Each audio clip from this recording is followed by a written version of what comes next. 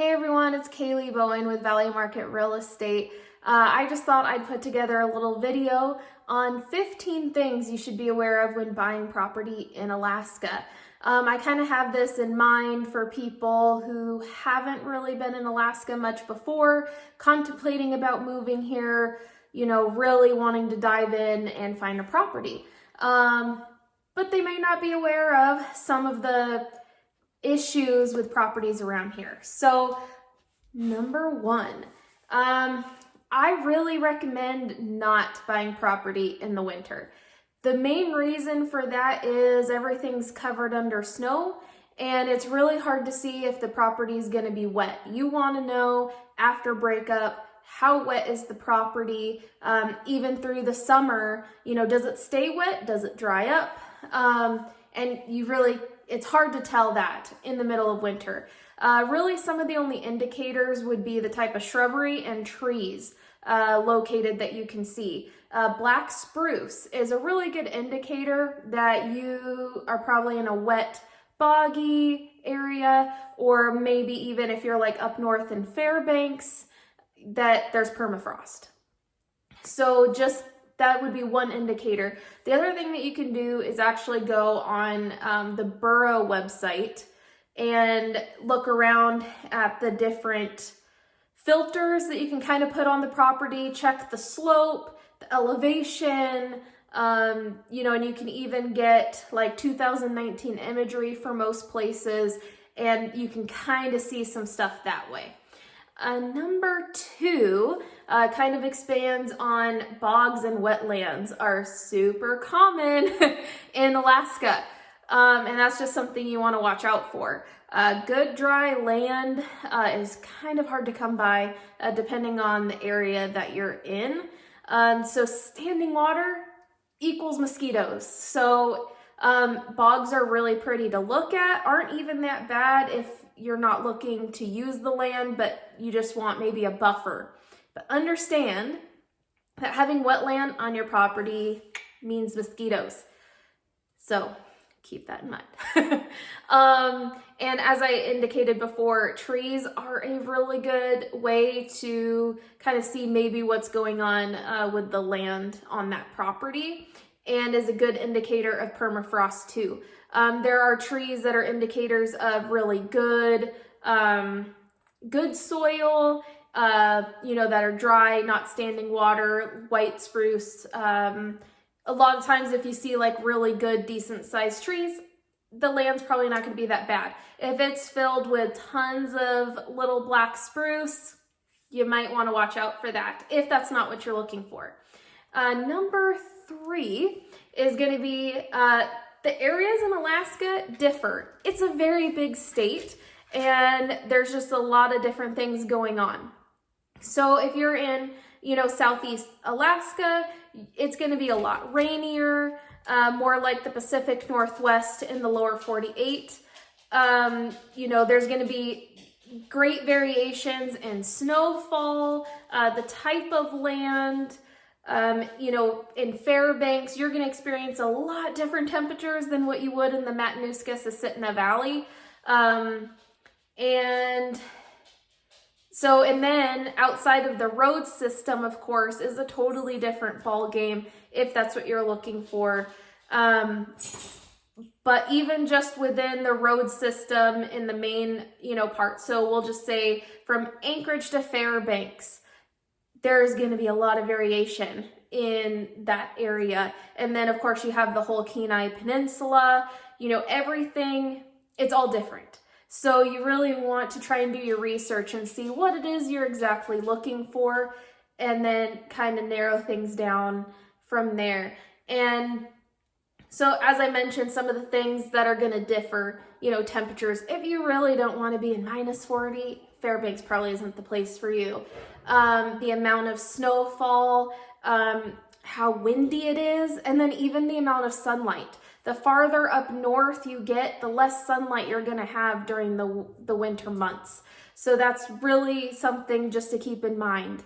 Number four, rivers. If you want to live close to a river, make sure you check the flood zone. most likely if you're on a river, you're gonna be in a flood zone, and this is gonna affect your insurance. Even if you're not right on the river, it's still a good idea to check the flood map just because you might be in that 100-year flood zone. So check that borough site. Another thing will be erosion on some of these larger rivers, like the Matanuska.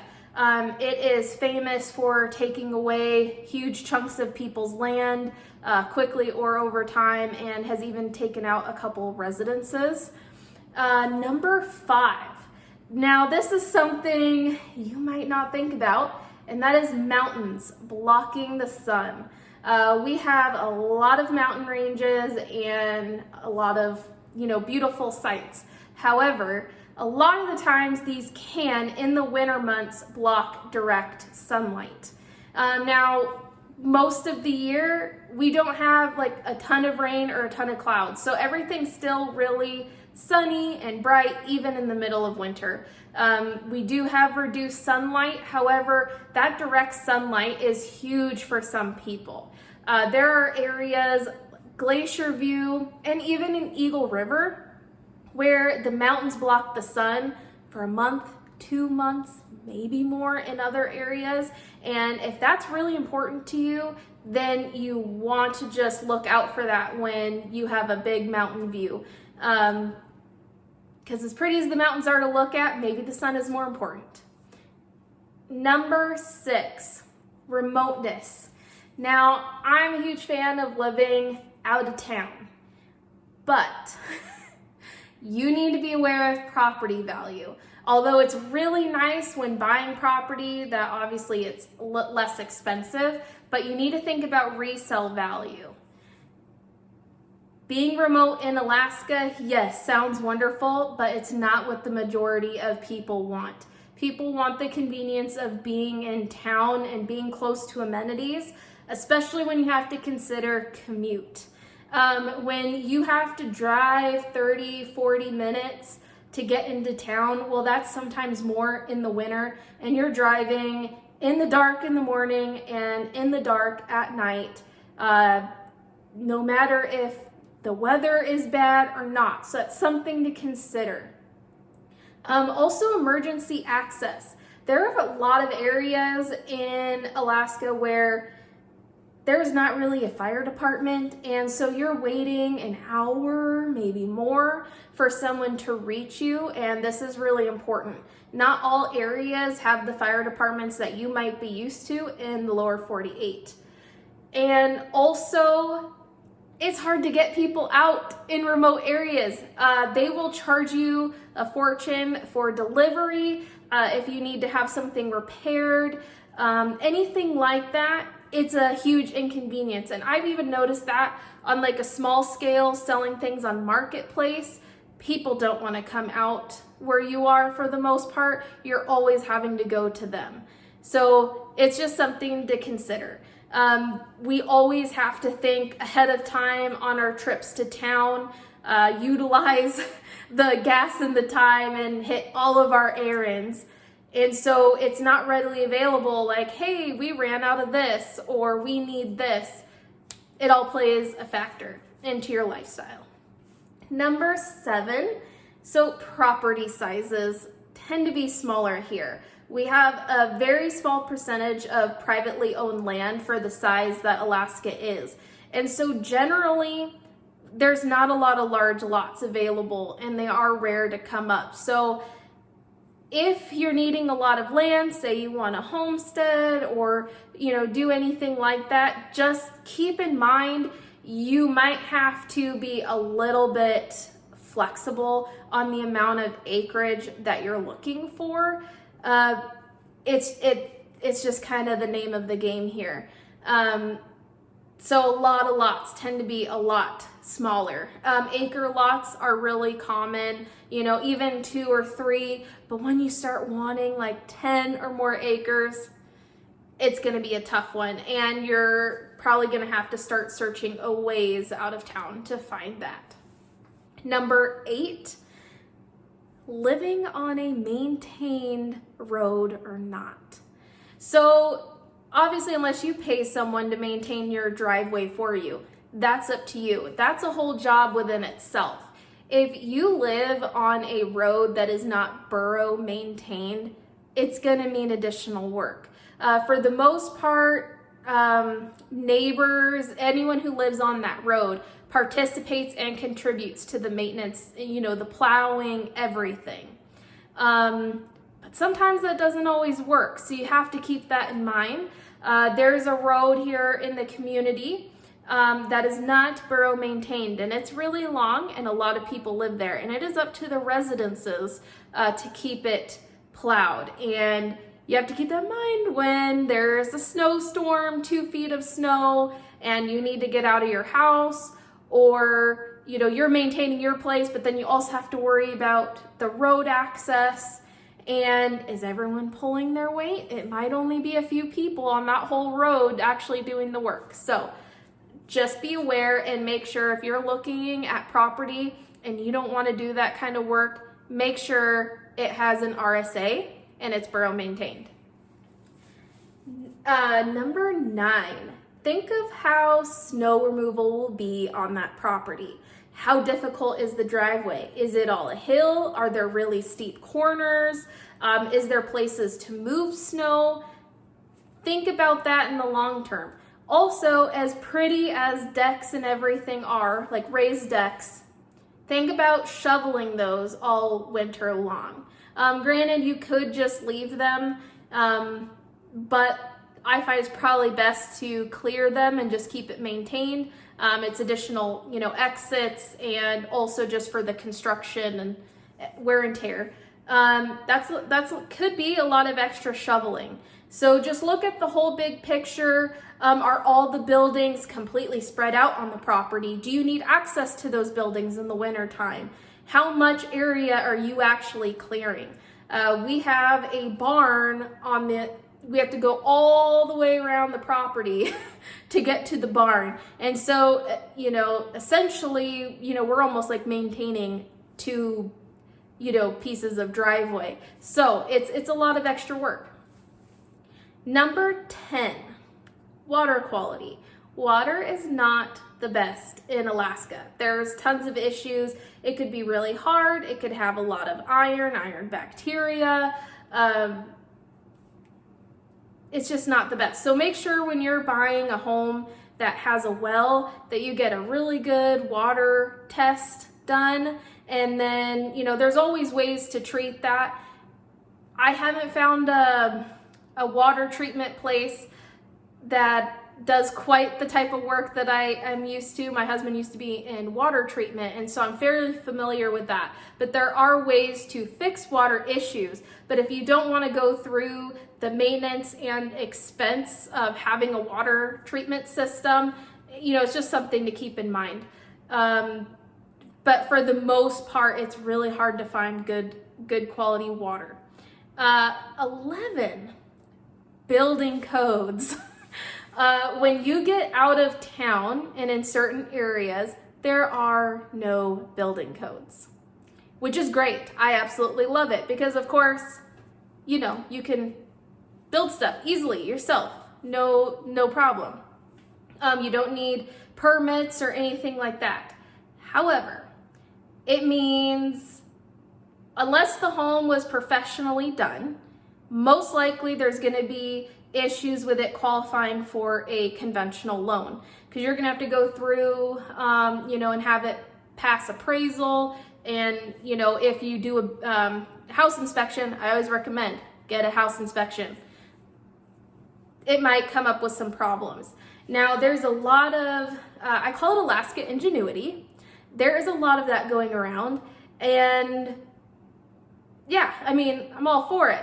But when, on the side of the buyer, yeah, definitely some things to watch out for, and it might not qualify for a loan. And at that point, you're looking at either owner finance, recreation loans.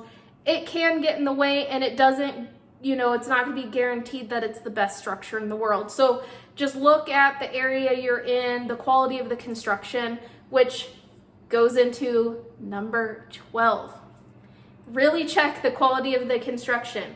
There's a lot of reasons why I put this on here.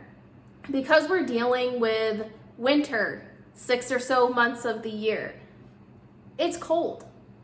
As far as the house efficiency goes, you really want something that's constructed well and has a good, insulation properties and good R value. So, keep that in mind. Honestly, I think you would have to be crazy to buy a house with 2x4 construction in Alaska. You need at least 2x6, in my opinion.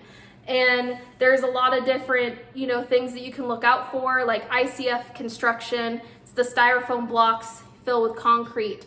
Those are really, really good, especially, for earthquakes. But as far as maintaining temperature, it's awesome. Also, remote wall construction is really popular, up in Fairbanks, and you want to pay attention because it's going to affect your daily life, especially in the winter time. How much do you have to have that wood stove roaring all day long just to try and keep your house warm? And in Fairbanks, it's so cold. If you even want to have your house at 70 on some places, you're talking like an astronomical amount of money to heat your home. Because in Fairbanks, they don't like a lot of wood stoves because of the air quality. So a lot of people keep their houses really cold just to keep their bill down. Another thing, I kind of touched on this earlier, is financing. So if you're in town with the building codes, it's probably not going to be that hard to get a conventional loan. But once you start going out of town, because of the building codes, you're looking at a lot of owner finance and recreational properties. But Alaska does have some special opportunities. So Alaska is really unique in the fact that we have dry cabins. It's very, very, very common. Dry cabins means there's no water, no running water in the house. Obviously, this will not qualify for conventional. However, a lot of places or credit unions, things like that, offer recreational loans. This allows the people to buy dry cabins. Now, you can use a recreational loan if you're going to live there, but a lot of people also have secondary recreational cabins way, out of town. So it also allows people to have second properties like that, and that it's really, really special. But owner finance is also extremely common because there's a lot of just land properties getting sold, or cabins that just don't qualify for a loan.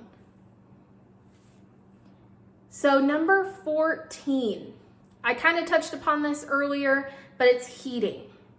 You really want to pay attention on how the home is heated. If you're in town, natural gas is available, and then obviously electric. But if you're outside of town, most common, you're gonna have heating oil. I really like it. The Monitor, Toyo stoves, whatever might be there, are extremely efficient, and they're pretty convenient as well. You can have the heating oil delivered, which is essentially like, they call it winter diesel here, and it heats your home. We actually have 3 of them. So they are really nice and they're reliable, and it keeps our home at a steady temperature. But you always need to have a backup source of heat. We have storms, power outages, things like that you don't want to be caught with your pants down in the middle of winter and can't heat your home, and then therefore all your pipes freeze. Not fun. So you need to have a wood stove with wood on hand, ready to go. 15. So this is the last and final thing to consider when you're looking at buying your home, is jobs. What kind of job are you looking for? Some of the popular things up here is we have a lot of slope workers, meaning they go up to the slope, which is the northern slope of Alaska, and work at the oil fields. Now there's lots of different job opportunities on the slope. You could be cleaning the rooms, you could be a cook, there's everything. So that's really popular. It's like a 2-week on, 2-week off schedule for the most part. Something to keep in mind with a job like that though, is if you have family staying home, say your husband or wife, is staying at home while you go work on the slope, is that property then has to be maintained half the time by one person. So you really need to keep that in mind. You don't want something that is just super hard for that individual to maintain and look out for half the year. That means all the snow removal, everything has to be done by them. Some of the other jobs is going to be fishing. So if you're fishing, you're probably going to be more down in Southeast Alaska. There's a lot of like army bases and stuff. Elmendorf, that's going to be over by Anchorage. So you're probably going to be living within a commuting distance of there. There is a ton of pilots. That is fairly flexible, but then for the most part, you're going to have to be within a commuting distance to an airport. So how far away are you willing to commute to go there? And then obviously you have all the regular jobs in town. Our industries and everything are growing here. So, how far do you want to live outside of town? How far are you willing to commute in the dark with snowstorms or anything else that kind of comes? So keep in mind the type of job that you're looking for, the areas that those are in, or what would your commute be like to go to that job. So that is going to change a little bit depending on your area. So I hope these 15 things to consider helps you in your search for your Alaska home. And if you have any additional questions, please don't hesitate to ask. These are just 15 things that I came up with off the top of my head tonight to discuss, but I'm sure there's a lot more. And if you have certain questions, I'd be happy to answer them. So I hope you guys all have a great day, and I'll see you guys on the next one.